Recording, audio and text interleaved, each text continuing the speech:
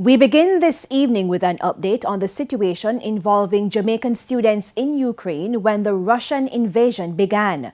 Minister of Foreign Affairs Kamina Johnson-Smith said 23 students are safe and have made significant progress in their movement away from the conflict zone. She gave the update during a press briefing this evening.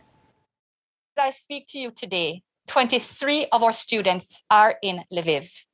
And this, just to give you a sense of the location, Lviv is usually just under 2 hours away from the Polish border by car.